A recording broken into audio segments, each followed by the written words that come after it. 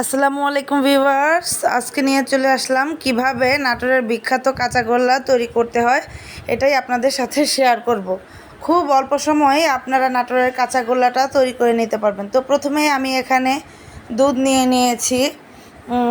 এটা full cream milk. এখানে আমি একটি পাতিলে বসিয়ে দিয়েছি এবং আঙুলের সাহায্যে দেখে নিচ্ছি একটু হালকা গরম হয়েছে। তো হালকা গরম হওয়ার পরেই আমি ভিনেগার এবং অল্প একটু পানি মিশিয়ে দুধটাকে কাটিয়ে নিয়েছি যাতে ছানা তৈরি হয়। এখন একটি কাপড়ের মধ্যে ছানাটা ছেঁকে নিচ্ছি এবং একটি ঝুড়িতে পানি ঝরানোর জন্য রেখে দিয়েছি। যখন পানি ঝরানো হয়ে গেছে আমি দেখুন এই পর্যায়ে ছানাটা এরকম এসেছে, একদম সম্পূর্ণ পানি ঝরে গিয়েছে এবং একটি বলে আমি ঢেলে নিয়েছি। এখন এটাকে একটি ছড়ানো প্লেটে ঢেলে ছানাটাকে মথে নিতে হবে। ভালো করে হাতের সাহায্যে এটাকে মথে নিচ্ছি যাতে করে একটি ডোয়ের মতো তৈরি হয়। দেখতেই পারছেন ভিউয়ার্স, ছানাটা আমার এই পর্যায়ে ডোয়ের মতো তৈরি হয়েছে এবং আমি ছানাটাকে দুই ভাগে ভাগ করে নিচ্ছি। দুই ভাগে ভাগ করে নেওয়া হয়ে গেছে। এখন দেখতেই পারছেন একটা ভাগ একটু বড় এবং আরেকটা ভাগ ছোট। তো আমি বড় ভাগটা দিয়ে এখন কাজ করব এবং ছোট ভাগটা দিয়ে পরে আমি সবার শেষে এটা কাজে লাগবে। তো চলুন, একটি প্যান বসিয়ে দিয়েছি চুলাতে প্যান বসিয়ে দিয়ে এখানে 2 কাপ পরিমাণে আগে থেকেই জাল করা দুধ আমি ঢেলে দিলাম। এখন এখানে দিয়ে দিব একে একে চিনি। 2 কাপ পরিমাণে দুধ আমি এখানে অতটুকু ছানার জন্য নিয়েছি। আপনাদের ছানার পরিমাণটা যদি আর একটু বেশি হয় তাহলে আপনারা দুধের পরিমাণটা কম বেশি করে নেবেন। দুধটা এতক্ষণে গরম হয়ে বলক উঠে এসেছে। এখন দিয়ে দিচ্ছি চিনি।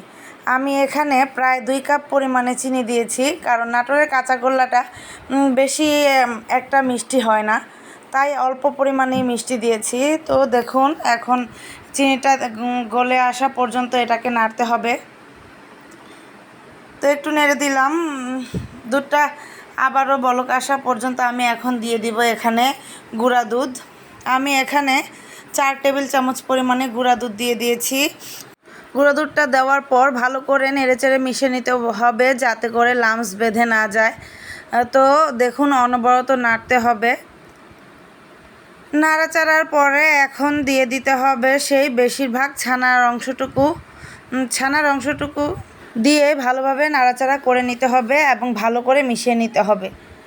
দেখুন, একটি চামচের সাহায্যে আমি এটাকে ভালো মতো করে মিশিয়ে নিচ্ছি যাতে করে ছানাটা দুধের সাথে মিশে যায়। এবং যখন আস্তে আস্তে এই দুধটা একদম শুকিয়ে আসবে তখন এই পর্যায়ে আমাকে দিয়ে দিতে হবে এখানে কনডেন্স মিল্ক। এই পর্যায়ে আমি এখানে কনডেন্স মিল্ক দিয়ে দিচ্ছি এবং এটা কম্বাইন্ডের জন্য এখানে আমি আগে থেকে 2 চা চামচ কর্নফ্লাওয়ার পানিতে গুলিয়ে রেখেছিলাম এবং এখানে দিয়ে দিচ্ছি, দিয়ে আবার নেড়েচেড়ে নিচ্ছি। তো কনডেন্স মিল্কটা এই পর্যায়ে দিয়ে দিতে হবে। দিয়ে দিচ্ছি কনডেন্স মিল্ক। এখানে আমি পরিমাণে 2 চা চামচ কনডেন্স মিল্ক দিয়ে দিয়েছি। কনডেন্স মিল্কটা এখানে এই কাঁচাগোল্লাটার স্বাদ বাড়াবে। তো আপনারা চাইলে এটাকে স্কিপও করতে পারেন। তো এখন দিয়ে দেওয়া হয়ে গেছে কনডেন্স মিল্ক। এখন আবারও একটু নেড়েচেড়ে অপেক্ষা করতে হবে। যখন এটা প্যান থেকে ছেড়ে ছেড়ে আসবে তখন এটাকে নামিয়ে নিতে হবে। তো দেখুন ভিউয়ার্স, এটা আমাদের হয়ে আসছে এবং প্যানের গা থেকে ছেড়ে ছেড়ে আসছে। তো এই পর্যায়ে আমার এইটা হয়ে গেছে। এখন আমি নামিয়ে আমার দ্বিতীয় ধাপটা শুরু করব। দেখুন, একটি প্লেটে নামিয়ে নিয়েছি এবং হাত রাখা যায় এরকম একটা তাপমাত্রাতে রেখে এখানে বাকি অর্ধেক ছানা আমি মিলিয়ে নিচ্ছি। দেখুন, হাতের সাহায্যে আমি এটাকে ভালো করে মিশিয়ে নিচ্ছি। মিশিয়ে নেওয়া হয়ে গেছে এবং দেখুন এই পর্যায়ে একটি ডোয়ের মতো তৈরি হয়েছে। এখন এখান থেকে আমি লাড্ডুর মতো করে তৈরি করে নেব সবগুলো। একে একে আমি সবগুলো লাড্ডু আকারে বানিয়ে নিচ্ছি। আপনারা চাইলে এটাকে স্কোয়ার শেপ করেও একটি বাটিতে রেখে তারপর কেটে কেটে নিতে পারেন। তো দেখুন এখানে আমি লাড্ডুর মতো করে বানিয়ে নিচ্ছি সবগুলো ডো। আপনারা চাইলে এটাকে এভাবেও পরিবেশন করতে পারেন, অথবা উপরে গুঁড়া দুধ দিয়েও গড়িয়ে নিতে পারেন। তো দেখুন এখানে আমি একে একে সবগুলো কাঁচাগোল্লা বানিয়ে নেওয়া হয়ে গেছে, এবং এই পর্যায়ে আমি কাঁচাগোল্লাগুলোকে গুঁড়া দুধের উপরে গড়িয়ে নিব। এখন আমি প্লেটের এক সাইডে গুঁড়া দুধ ঢেলে নিচ্ছি যাতে করে গড়িয়ে নেওয়া যায়। তো দেখুন ভিউয়ার্স, কতটা সুন্দর হয়েছে আমার প্রত্যেকটা কাঁচাগোল্লা। তো এখন আমি একে একে সবগুলো কাঁচাগোল্লা এই গুঁড়া দুধের মধ্যে করে গড়িয়ে নিব, যাতে করে দেখতে আরও বেশি সুন্দর হয় এবং খেতেও আরও বেশি মজাদার হয়। তো এখন প্রত্যেকটা কাঁচাগোল্লাই আমি দুধের উপর গড়িয়ে নিচ্ছি, এবং গড়িয়ে নেওয়া হয়ে গেছে আলহামদুলিল্লাহ। আমার কাঁচাগোল্লা তৈরি হয়ে গেছে, এবং দেখুন মাশাআল্লাহ কত সুন্দর দেখতে হয়েছে, এবং খেতেও হয়েছিল অসাধারণ।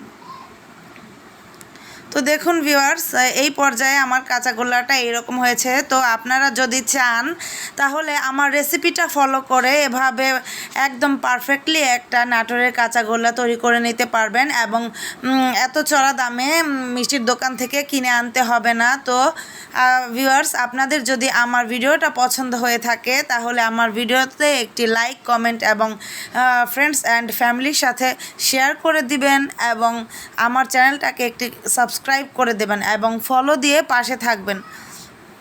আর এভাবেই যদি নতুন নতুন ভিডিও পেতে চান তাহলে আমার চ্যানেলের বেল আইকনটিতে একটি বাটনে চাপ দিয়ে দিবেন, যাতে আমার প্রত্যেকটা ভিডিও দেওয়ার সাথে সাথে আপনাদের চ্যানেলে পৌঁছে যায়।